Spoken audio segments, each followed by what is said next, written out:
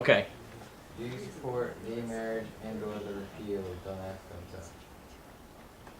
Tell? Don't Ask, Don't Tell is working its way through the court systems right now, so we're going to be, apparently, the issue is in progress, as I said. I do support gay marriage. I think that it's a personal decision the government shouldn't be involved in.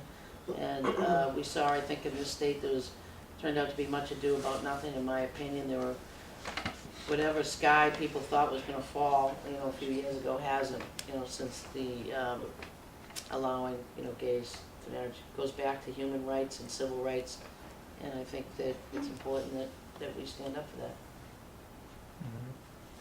Anyone else want to ask their question or a different question? I'll start calling people then. Cece, what question do you have? Should the healthcare reform bill passed this year be repealed? And if so, should any healthcare reform bill be passed? Well, I think that the healthcare reform bill had a number of problems, and I'm less wedded to the means and more wedded to the ends. It should be either repealed or replaced, amended, or changed. And there's lots of different ways that you can do that. You can repeal legislation, you can amend legislation, and that's why you have a full-time legislature, because there is a presumption that there's going to be ongoing issues that need to be addressed. And just because something seemed to make sense 20 years ago, it might not make sense today, so you go back, you repeal it, or you delete it, or you amend it. So some of the issues, I think that the notion that we all want, as Americans, I think, first of all, that we have a very high expectation and standard of living. So the notion that we want as many people, as many Americans as possible to have access to affordable quality health care is admirable, and I think that that's sort of a concept or a statement that 9 out of 10 people or 10 out of 10 people would agree, yeah, that sounds right. So now the difficult part is, what do we mean by affordable and quality? How do we define those? When you are looking at a $1.4 trillion deficit and a $13 trillion debt, and you embark on a very costly initiative like this healthcare bill, I think that your timing's off as a legislative body. There are some things that are very good about the bill, and some things that I think need to be highlighted. Pre-existing conditions, being able to, as a parent, wanting to cover my kids till they're 26. Certainly those things I can't argue with and are good. But I don't think you can have an honest or fair discussion about healthcare when you don't address the fundamental problem or underlying issue with healthcare, which is cost.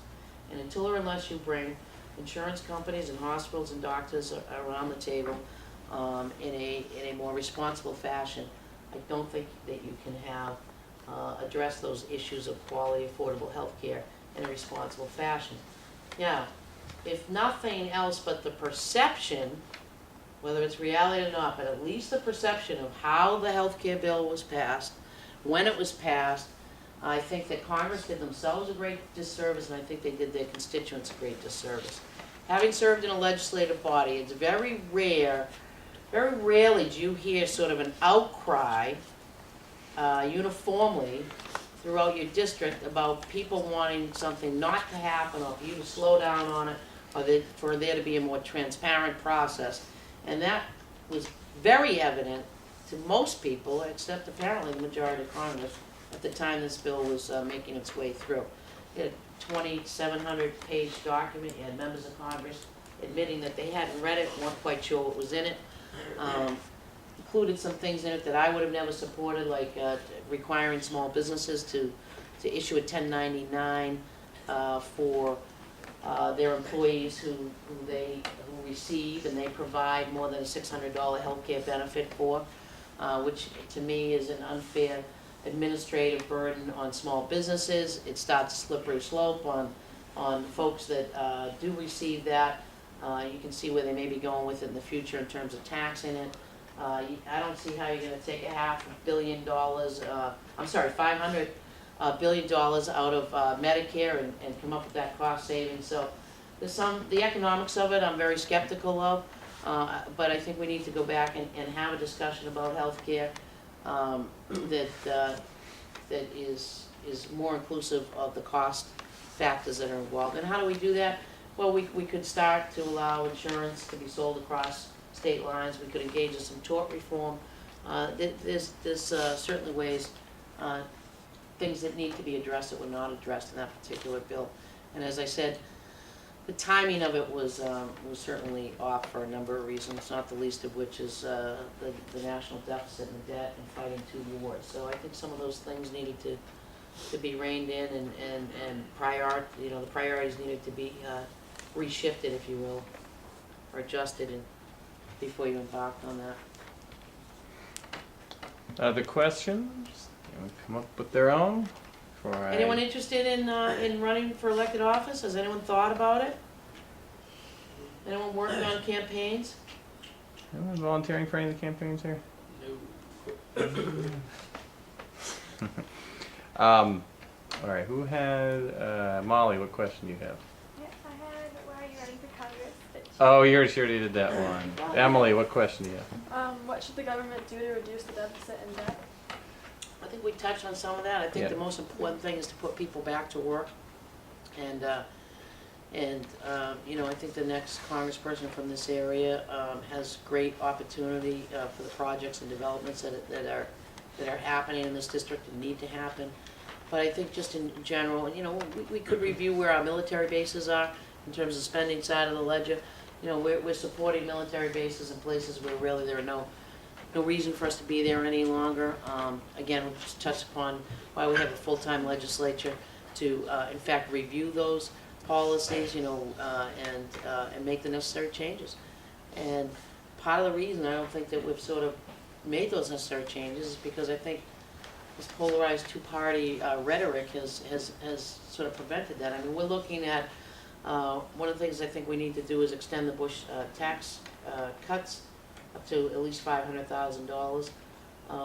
And it's my understanding that both the Democrats and the Republicans agreed that the estate tax up to $5 million, they agreed on the limit of $5 million, and they couldn't even get done or address the one issue that they agreed on before they left for the break. So I think a lot needs to happen, and I think it's going to start to happen next Tuesday.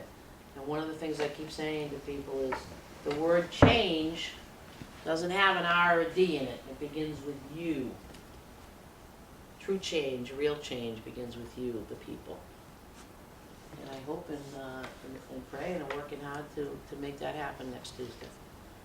So I thank you for your attention, and We got a few more? 7 more minutes. 7 more minutes, okay. we got Mr. that. Houston, you got a question. Mr. Most of Houston, that front row is in the economics class as well as in the government class. excellent. And one of the things that we've been wrestling with in reading news articles and discussing in class has to do with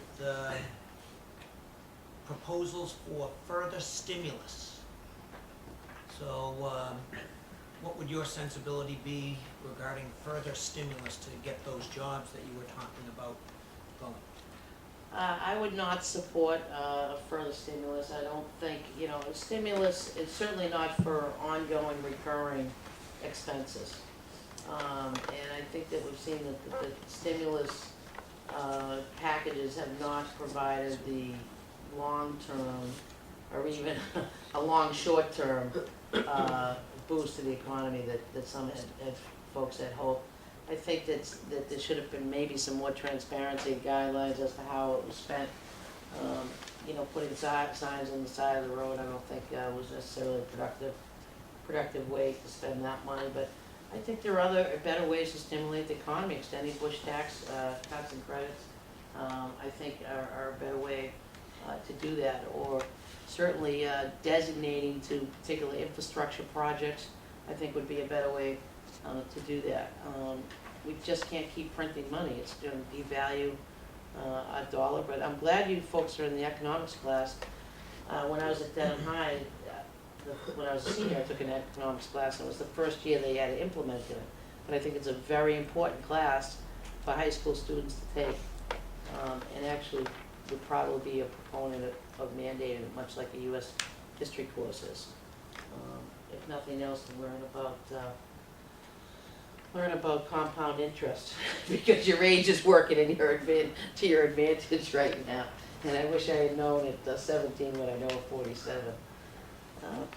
No, I think to come up with intelligent tax policies is a better method to create a climate of stability where businesses, small and large alike, are willing to invest and reinvest in their communities, in their businesses, and stabilize, that part of this country. The other thing I would, as a congressperson, be very on top of is any business that's going to get stimulus funds or be a provider that gets Medicare or Medicaid money, they're not gonna outsource jobs out of this country. If they're gonna receive taxpayer federal money, whether that's to, invest, develop, or be a provider, I would crack down on any outsourcing of jobs.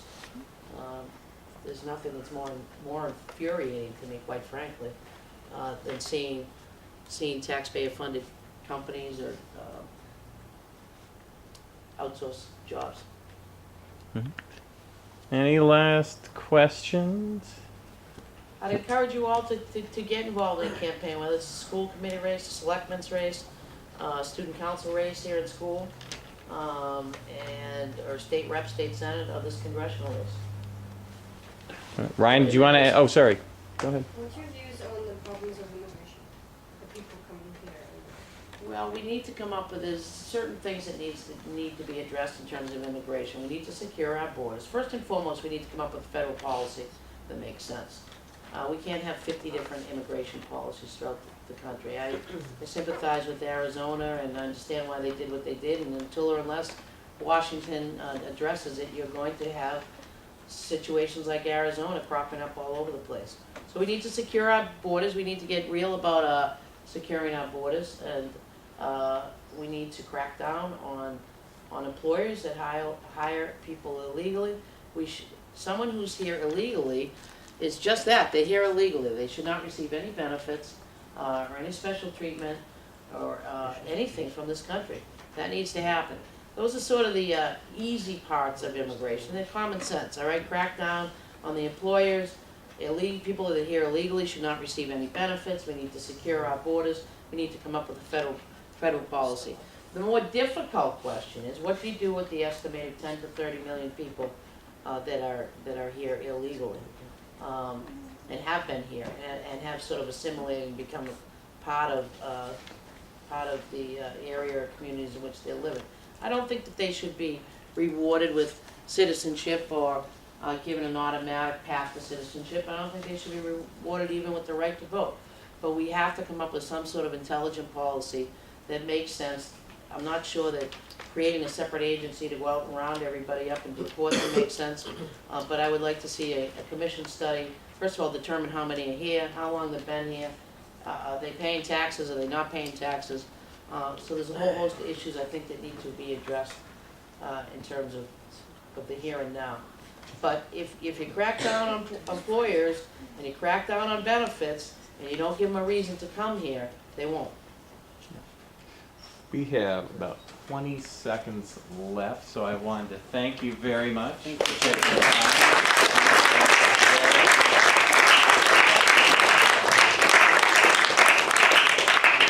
And we didn't get to Ryan's favorite question, which was, if you were at the Massachusetts Ratification Convention in 1788, would you be a Federalist or an Anti-Federalist?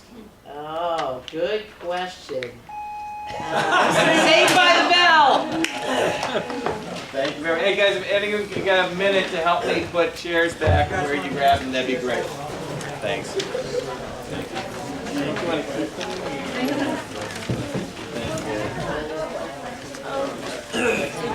Thank you very much.